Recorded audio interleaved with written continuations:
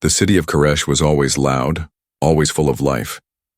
Alien soldiers marched across the wide streets, their tall armored bodies shining under the twin suns. Children played in the dust, their voices sharp like ringing bells. Merchants shouted, prices, machines hummed. Ships roared as they lifted into the sky. But in the middle of all that noise, there was one place that felt empty. A small hospital chamber, dark and forgotten, and inside it sat a girl, her hands resting on a chair of metal, her eyes staring at the floor. Her name was Lyra. For more than 10 years, her legs had not moved. Not even once the accident had broken her spine, leaving her trapped in the heavy chair. She was alive, but to her people, she was already dead. Her world respected only the strong, only those who could fight, only those who could carry a weapon. If you could not stand, you were invisible. No one offered her kindness, no one offered her hope. Her family had left her in the hospital long ago. Doctors stopped visiting, soldiers never looked at her. She became a shadow inside her own city. Every day she wheeled herself to the window. From there she watched the soldiers pass. Their boots struck the ground with power, their bodies straight and proud. She could hear them laugh, could hear their war songs, and every sound cut her heart like a blade. She wondered, how did it feel to walk? How did it feel to run? She had almost forgotten. The memory of her legs moving was like a dream she could not reach. At night she cried softly, not because of the pain, but because of the silence. No one called her name. No one touched her hand. The city outside lived in fire and steel, but inside her room, there was only dust. 10 years is a long time to be forgotten. 10 years of watching life move forward while you remain still. She told herself she had accepted it. She told herself she did not care anymore, but in the deepest part of her heart, a small flame still lived. A wish, a desperate wish, to stand one last time, even if it killed her. One evening, the sky above Koresh burned red. Wreckage from old warships fell through the clouds, glowing as they entered the atmosphere. The ground shook as the city alarms screamed. Soldiers rushed through the streets, preparing for another fight. And Lyra sat at her window feeling the vibrations under her useless legs. She thought, if death came tonight, she would not run. She could not run. She would only wait, silent, broken, unseen. But that night something happened, something no one in Koresh expected. A human walked through the gates of the alien city. He was not tall like the soldiers, not covered in armor. He wore a simple suit of fabric, and his eyes searched with strange calm. The people stared, confused. Humans were rare here, and when they came, they usually came as slaves, not as wanderers.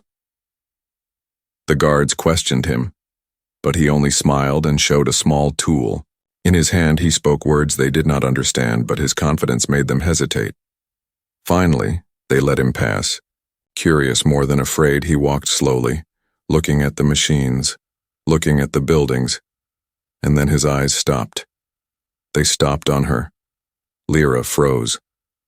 No alien had looked at her for years, but now this human stared directly into her eyes. She felt her chest tighten, her breath shake. Why was he looking at her? She expected him to laugh, to turn away like everyone else, but he didn't. Instead, he walked closer. His steps were slow, careful, as if he was afraid she might disappear if he moved too fast. When he reached the window, he bent slightly, trying to see her face. And then he spoke, his voice quiet, but filled with warmth. Do you want to walk again? The words struck her like lightning. Her hands shook on the arm of the wheelchair, her eyes widened. For 10 years no one had asked her that. For 10 years no one had cared. And now a stranger, a human, was offering the one thing she had dreamed of every night. Her mouth opened, but no sound came out. She did not know if she should laugh or cry or scream. Her mind whispered, it's a trick, it's a lie. But her heart whispered louder, what if it's real? The city outside roared with noise, but in that small hospital chamber the world had stopped. Lyra's lonely life, her forgotten years, all of it changed with one impossible question. Do you want to walk again? And in that moment she understood. Her story was only beginning. The next morning, the city of Koresh returned to its rhythm.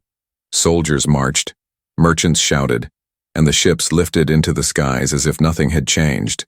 But inside the small hospital chamber, something had changed. Lyra could not forget the words of the strange human. They echoed in her head again and again. "Do you want to walk again?" She had not answered him, not yet. Her lips had moved, but no sound came. Fear had frozen her. Her people did not believe in miracles, and no one had ever dared to defy the law of the body. If your strength was broken, it was broken forever. That was the way of her kind. So how could this small man, this outsider, speak such impossible words? Later that day, when the suns dipped lower, he returned. He walked into her chamber quietly. Without the loud footsteps of soldiers, he carried a small box of tools, metal glinting inside. And when their eyes met, she felt again that strange fire of hope inside her chest. The human introduced himself. "My name is Aaron," he said gently. His voice was calm, but his eyes burned with hidden energy. He asked for her name. For a moment she hesitated, but then whispered, "Lyra." It felt strange to speak her name to someone who actually listened. Aaron studied her chair, his fingers tracing the wheels, the frame, the controls. He nodded as if he understood every piece. Then he said, "I can give you new legs." Lyra gasped, her heart racing. But before she could reply, he added in a lower voice, "You must not tell anyone, not yet." Why hide it, she wondered. But even before she asked, she knew. Her people would never allow such a thing. To them, her weakness was a mark of shame, a reminder of failure if she stood again. They would call it unnatural. The Council of Warriors would say it defied the order of their world. She looked at Aaron, her hands trembling. Why are you helping me?" she whispered. He smiled sadly. "Because no one helped me once," he answered. And then he turned away, opening his box of tools. Night after night, Aaron returned. He scavenged parts from broken machines in the city, from old battle wreckage, left to rust, pieces of armor, fragments of engines, circuits half-burned from war. Lyra watched him work in the dim light. His hands steady, his eyes sharp. Sometimes sparks flew, sometimes smoke filled the chamber, but always he kept going, never stopping, never doubting. At first she thought he was only building strange toys, but slowly the shape became clear. Metal, frames shaped like legs, long and strong, wires curled like veins, energy cores pulsed with light. It looked impossible. It looked dangerous, but it also looked like hope. Lyra could not sleep. Every time she closed her eyes, she imagined herself standing. She imagined walking across the floor, feeling the ground under her feet. She imagined running through the city streets, faster than the soldiers. And then she imagined falling, breaking, again losing everything. The fear almost crushed her, but she could not look away from the dream. One night, as Aaron adjusted a glowing core, she asked softly, "Why do you believe I can do this?" He looked at her, his face half shadow, half light. "Because you are still alive," he said, "and as long as you live, you can change." His words sank deep inside her heart. No one had ever spoken to her like that before. To everyone else, she was broken forever. To him, she was something else, unfinished, not useless, not forgotten. Finally, the night came. The robotic legs were ready, at least in Aaron's eyes. He rolled her chair closer, lifting the heavy frames. The sound of metal scraping filled the chamber. Lyra's chest tightened with fear. If this failed, she might die. But if it worked, her life would never be the same. Aaron's hands moved quickly, attaching the frames to her chair, aligning wires. With her nerves, a sharp pain shot through her spine. She gasped, nearly crying out. He whispered, "Stay still, it will pass." The pain burned like fire, but slowly it turned into a strange, new feeling. Something heavy and powerful pressed against her body for the first time in 10 years. She felt weight below her waist now. Aaron said, his voice trembling with excitement, "Try." Her heart hammered in her chest. Her fingers clutched the chair, her throat dry. She whispered to herself, "Stand. Please stand." The legs hissed, gears turning, lights flickering. Slowly, painfully, she began to rise for a heartbeat. She was standing. The room tilted, her body swayed, but she was upright. Her breath caught. Tears filled her eyes. She could see the world from a height she had not known in years. She looked down at Aaron, who was smiling up at her. And then, the lights flickered red, the machine screamed, the legs locked, then shook violently. Energy sparks burst across the chamber. Lyra screamed as her body was thrown back into the chair. The smell of burning metal filled the air. Aaron rushed forward, pulling wires, slamming his tools against the machine. "Not now, not now," he shouted. The sparks died, but the chamber filled with smoke. Her body trembled, her skin burned with shock. She gasped for breath, staring at the man who had promised her hope. For a moment, silence returned. Only the sound of her ragged breathing filled the room. And then outside, heavy footsteps echoed in the hallway. Voices shouted. Guards were coming closer. Someone had heard the noise. Aaron's eyes widened. "If they see this, we are both finished," he whispered. And Lyra realized the truth. Her dream of walking might cost not only her life, but his too.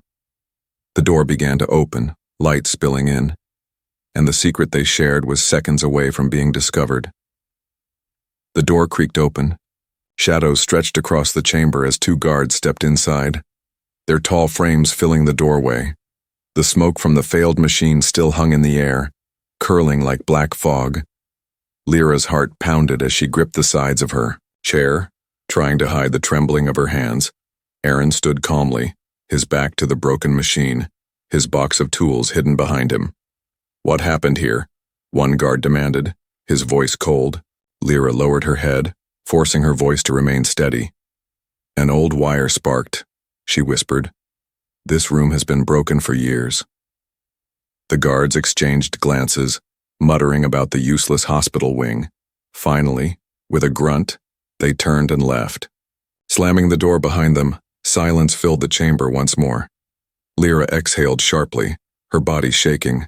Aaron dropped his shoulders, wiping sweat from his forehead. "That was too close," he muttered. She stared at him, her eyes still, wet from fear. "You could be killed for this," she said, her voice thin. Aaron only gave a small smile. "And so could you." The broken machine lay scattered on the floor, sparks still glowing faintly. But Aaron did not look defeated. Instead, he crouched beside the wreckage, pulling out wires, examining the cores with focused eyes. "Failure teaches us," he said softly, almost to himself. "I know what went wrong now." Lyra stared at him, confused. Most people she knew would have given up long ago. One failure was enough to crush hope. But this human, this strange outsider, seemed to grow stronger with every mistake. "Why do you keep trying?" she asked suddenly. Aaron paused, looking at her with a quiet intensity. "Because you still want to walk," he answered. Her breath caught in her throat. Because he was right. No matter the fear, no matter the risk, her heart still screamed for freedom. The next nights passed in silence and shadows. Aaron worked tirelessly, scavenging new parts, sketching strange designs on scraps of paper. Lyra watched him, sometimes offering ideas, sometimes only sitting. In silence, slowly she began to feel something she had not felt in years. She felt alive. One night he returned with a small, glowing crystal stolen from the wreck of an old starship. It pulsed faintly as if it had a heartbeat. "This will power the core," he said, holding it up carefully. The light reflected in his eyes, and for a moment he looked almost otherworldly. Lyra felt a chill as though the crystal itself carried danger, but she did not stop him. Piece by piece, the machine began to rise again. This time the legs were stronger, smoother, their joints flexible like living muscles. When Aaron moved them, they did not screech but hummed with quiet power. Lyra touched the cool metal, her fingers brushing against the plates. It felt solid, real, full of promise, but promise was also dangerous. Each night the risk of discovery grew. The guards grew suspicious of the smoke, of the strange lights flickering through the window. Lyra knew that if they were caught, the council would punish them both. Yet every time Aaron asked if she wanted to stop, she shook her head.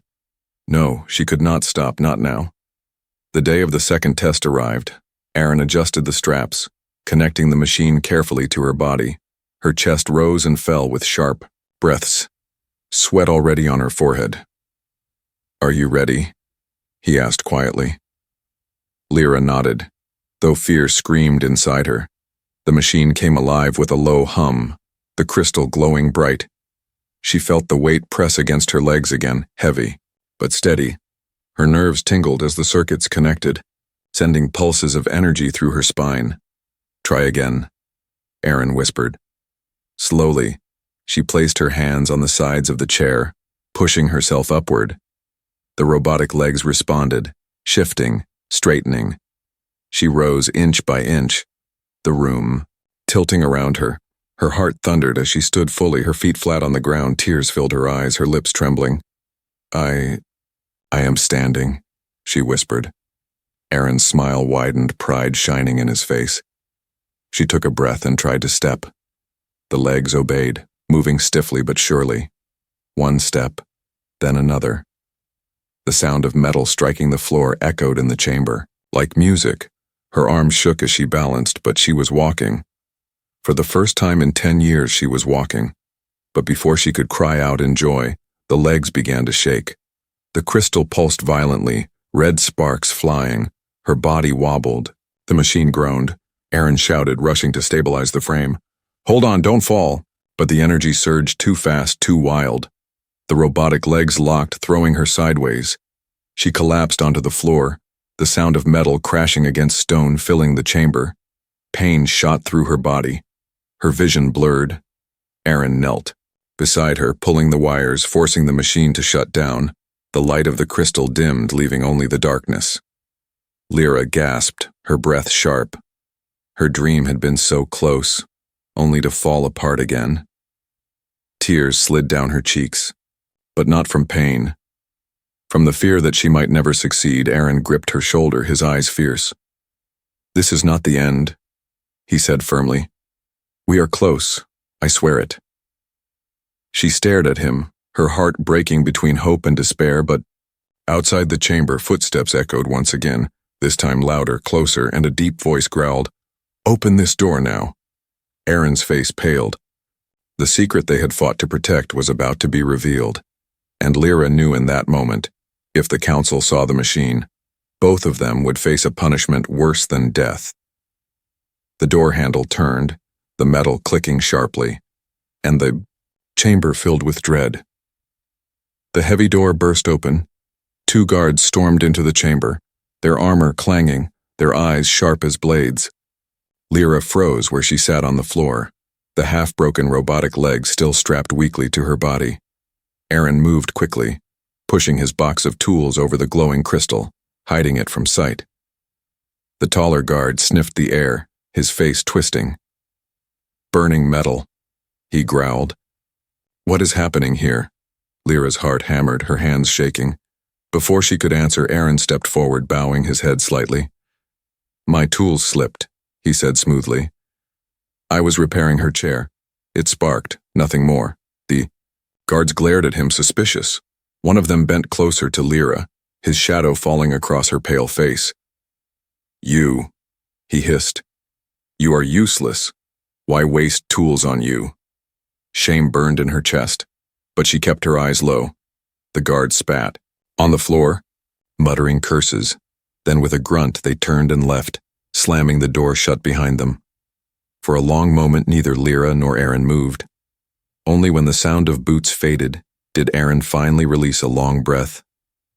"That was close," he whispered. Lyra lowered her head, tears threatening her eyes. "If they discover what you're doing, they'll kill you," she said. He gave a small smile, his voice steady. "And you too." Despite the fear, Aaron did not stop. Each night he returned, working in silence, repairing what had broken, Making it stronger, Lyra began to see something strange in him. No matter how many times the machine failed, his spirit did not. Every spark, every error, every dangerous noise only pushed him harder. One evening, as he adjusted the new design, he spoke quietly. "You must learn balance," he said. "The machine will not walk for you, it will only answer." Lyra frowned, staring at the metal. Legs. "How can I learn balance?" she whispered. "When I have not stood in 10 years. Aaron looked at her firmly. "Then you will stand again."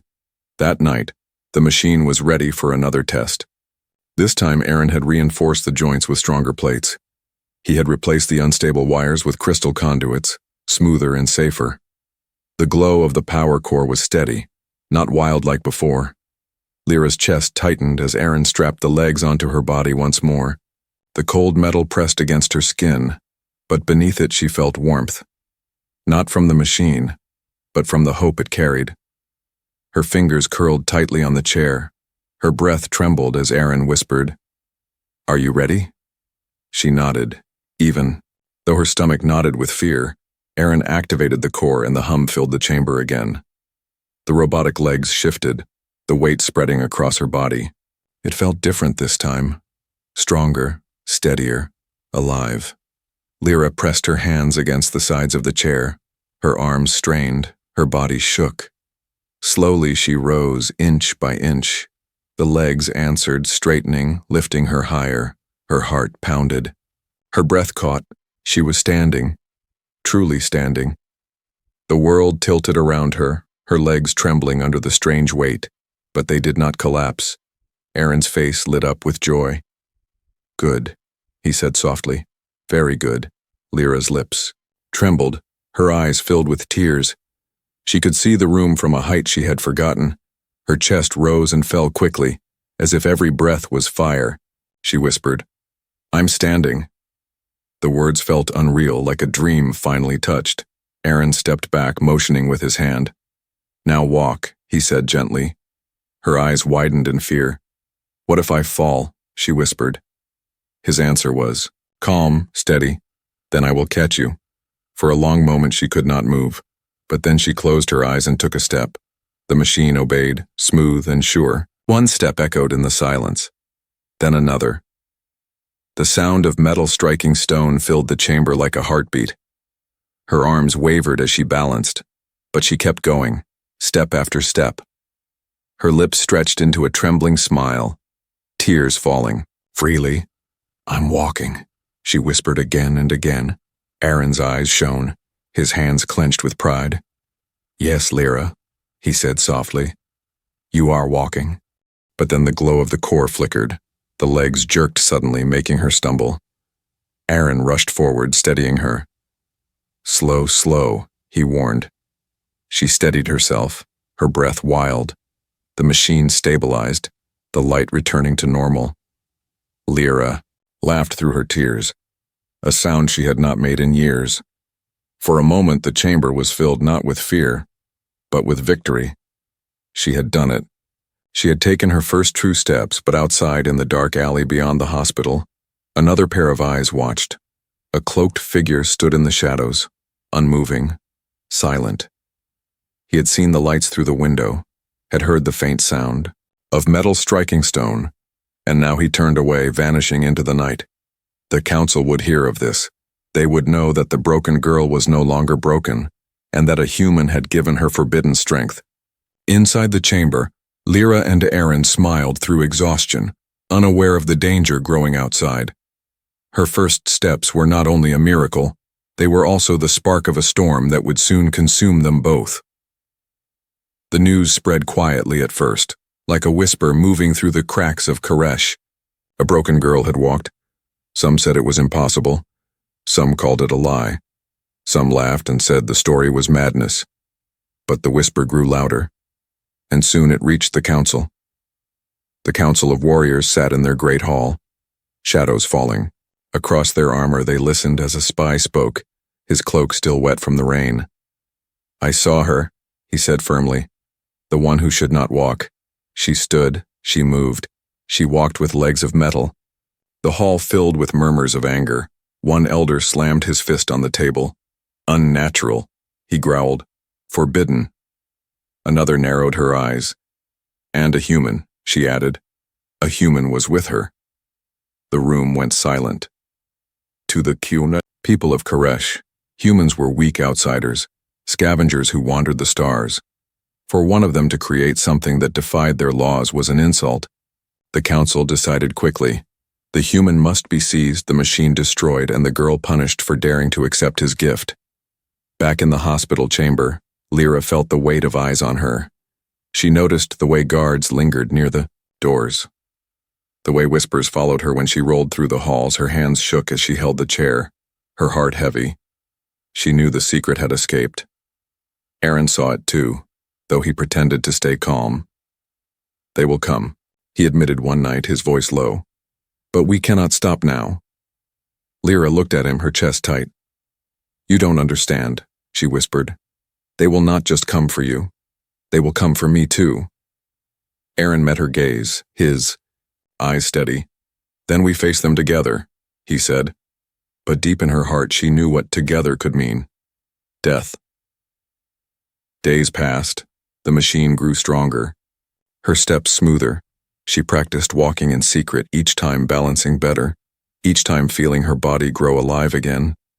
But the danger outside grew too. Guards questioned her more often, their eyes filled with suspicion. Some sneered openly, calling her cursed. She lowered her head and said nothing, but inside, fear gnawed at her. One evening, as the suns bled red across the horizon, a messenger arrived. He handed her a sealed order from the council. Her hands shook as she opened it. The words cut into her like blades. Appear before the council of warriors. Her stomach twisted, her throat dry. They knew. Aaron read the order with a grim face. You don't have to go, he said. But she shook her head. If I run, they will kill us both faster. Tears filled her eyes as she whispered, Aaron, what if they ask me to betray you? For the first time, Aaron's face softened with something like sadness. If that is the price, then choose life, he said quietly. She stared at him, shocked. You would let me betray you? He gave a faint smile. If it keeps you alive, yes. Her heart ached, torn between fear and loyalty. She had lived years with no one, years invisible, years forgotten. Now for the first time someone had cared, someone had given her hope. How could she betray the one who gave her legs? Yet how could she defy the council and live? The next day she was brought before the council hall. The chamber was vast, the air heavy with incense. The warriors sat in a circle, their eyes glowing under the firelight. Lyra wheeled herself into the center, her new legs hidden under a heavy cloth. The whispers grew as they stared at her. She should not walk. She is cursed. She defies the law. Finally, the eldest of the council spoke, his voice cold. You are broken, yet you walk.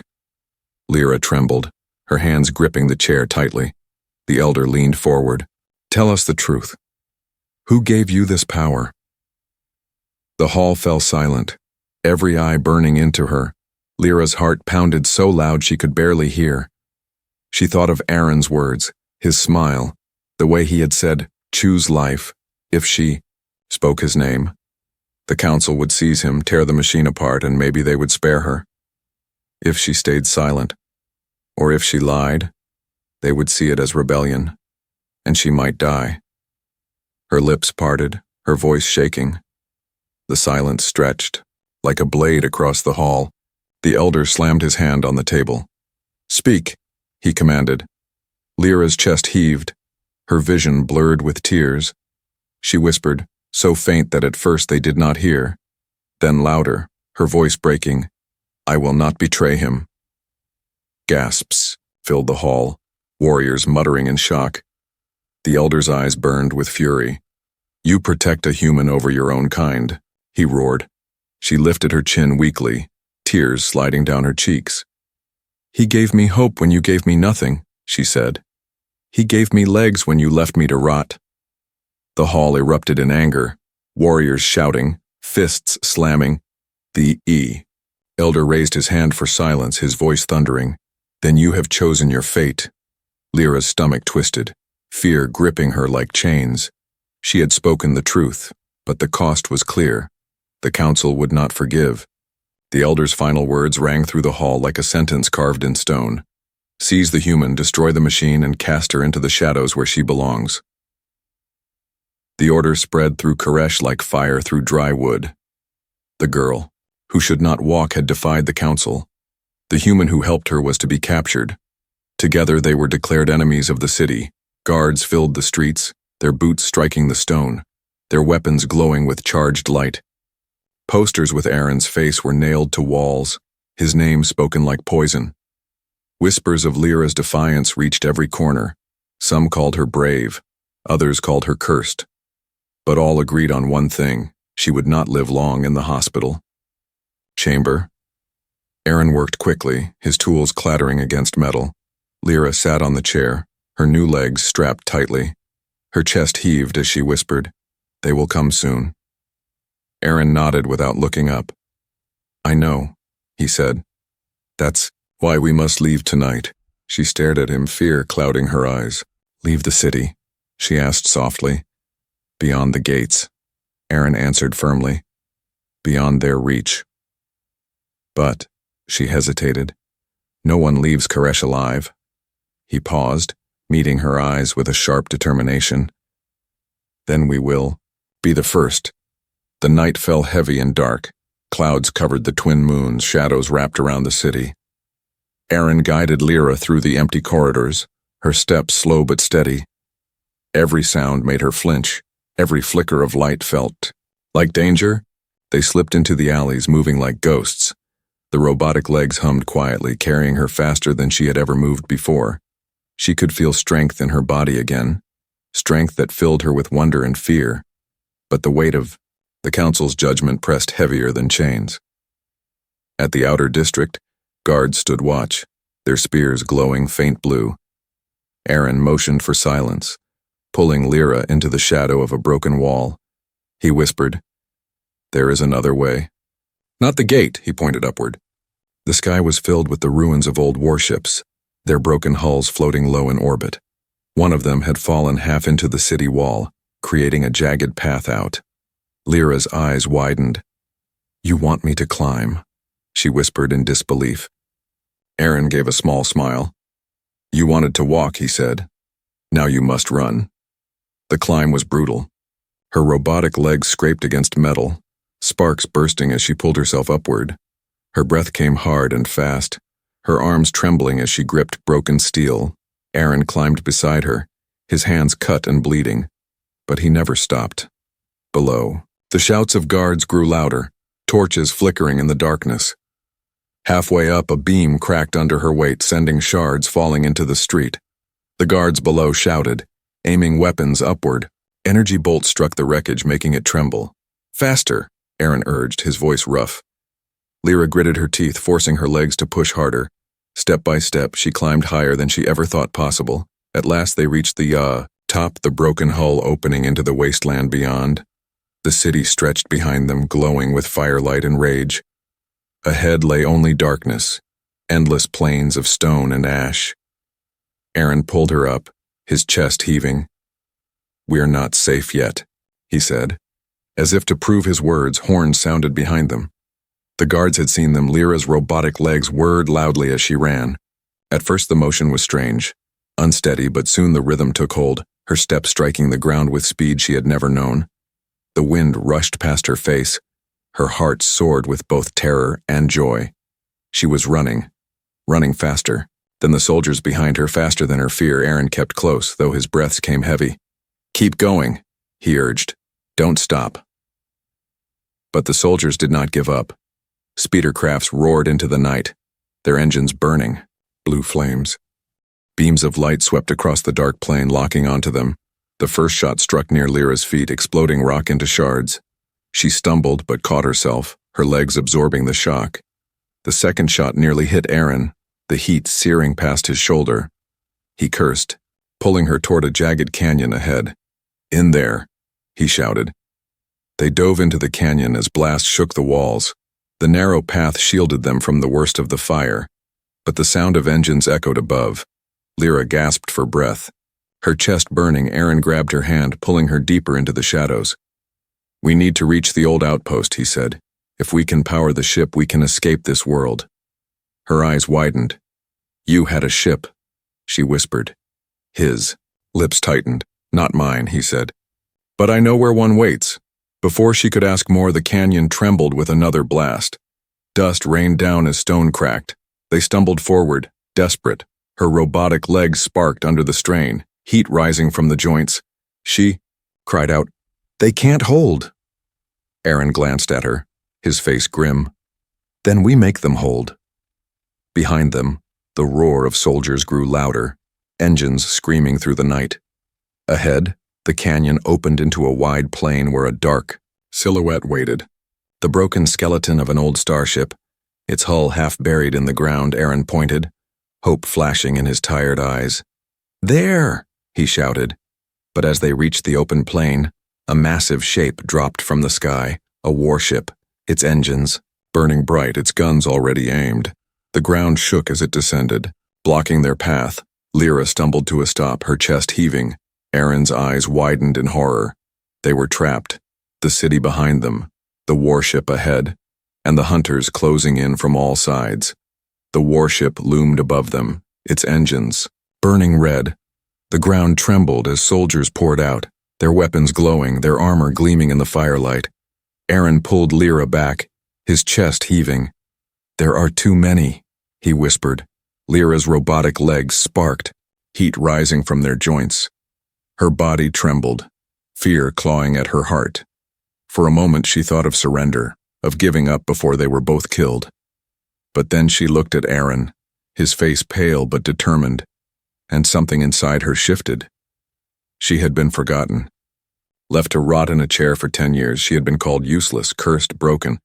But this human had given her more than legs. He had given her the chance to fight. The soldiers raised their weapons, the commander shouting, "Seize them both!" Energy bolts lit the night, striking the ground around them. Aaron shoved Lyra aside, his body taking cover behind a jagged stone. "Run!" he yelled. But Lyra did not run. Instead, she stood tall, the robotic legs humming with power. The crystal core inside them pulsed brighter than ever, as if it felt her rage. She stepped forward, her voice sharp. "No," she whispered. "I will not run anymore." Her legs locked, the plates shifting, the joints glowing red. Then something happened. The machine changed, adapting to her will. Blades unfolded from the sides, energy surging through the metal. The legs were no longer just for walking. They were weapons. The soldiers hesitated as the glow spread across her frame. Then one charged, roaring. Lyra's body moved faster than thought. Her legs swung, the blade slicing through armor. The soldier crashing to the ground. The others opened fire, energy bolts flying. Lyra leapt, truly leapt, her legs propelling her high into the air. She landed with a crash that shook the earth, sparks scattering around her. Aaron stared in shock. "They're responding to you," he shouted. She nodded, her teeth gritted. "They are mine now." The battle exploded around them. Lyra moved like lightning, each step carrying her faster than any warrior. Her blades cut through armor, her legs kicked soldiers into the air. Bolts struck her, but the machine absorbed the impact, pulsing brighter with every hit. The warriors shouted in fear, some backing away, but the commander pushed forward, his voice thundering, "She is cursed! Strike her down!" Lyra's heart burned with fury. She thought of the years they ignored her, the nights she cried alone. She thought of the way they spat at her, the way they called her nothing, and now they feared her. Now she was not nothing. She was fire. The commander charged, his armor heavy, his weapon glowing with deadly light. Lyra braced herself, her legs locking. He swung down, the ground splitting under his strike. But she moved faster, her blades flashing. The sound of metal tearing filled the air as his weapon shattered. With one final strike, she kicked him backward, his body slamming into the warship's hull. The crash echoed like thunder. Silence falling for a brief moment, Aaron rushed to her side, his arm bleeding, his breath ragged. "You did it," he said, awe in his voice. But Lyra shook her head, her eyes on the warship above. No, she whispered. It's not over. The warship's cannons glowed, charging to fire. Aaron's face went pale. If they shoot, we're finished, he said. Lyra looked at him, her heart steady now. Then I will stop them. Before he could protest, she sprinted forward, the ground cracking under her steps. She leapt onto the hull, climbing with impossible speed. Bolts struck around her, but she did not slow. Her hands gripped the edge, pulling herself onto the deck. The soldiers on board shouted, but she was already among them. Her blades struck, her legs kicked, and one by one they fell. She reached the cannon as its core glowed hot, ready to fire. Her chest heaved, her body burned, but she drove her blades deep into the machine. Sparks erupted, the glow turned wild, and with a final scream the cannon exploded, tearing a hole in the warship's side. The blast shook the planes, fire raining down. Lyra was thrown across the deck, her body slamming against the steel. Her vision blurred, pain screaming through her spine, but as the flames cleared, she forced herself up. She was still standing. Aaron ran to her as the warship groaned, its engines failing. "Lyra!" he shouted, grabbing her arm. She looked at him, her lips trembling into a faint smile. "I told you," she whispered, "I would stand again." The warship collapsed behind them, flames rising into the night. The soldiers scattered, their courage broken. For the first time in years, the city of Koresh looked upon her not as cursed, not as broken, but as something far more terrifying, unstoppable. As the smoke drifted into the sky, Aaron touched her shoulder gently. "What will you do now?" he asked. Lyra looked back at the burning city, her eyes steady. "I was broken," she said softly, "until a human gave me strength." She turned toward the horizon, the robotic legs glowing faintly in the dark. "Now I will fight for those who were left behind, like me." And as dawn broke across the ash plains, Lyra walked forward, no longer a shadow, no longer forgotten. She was a warrior, forged in fire, and her story was only beginning.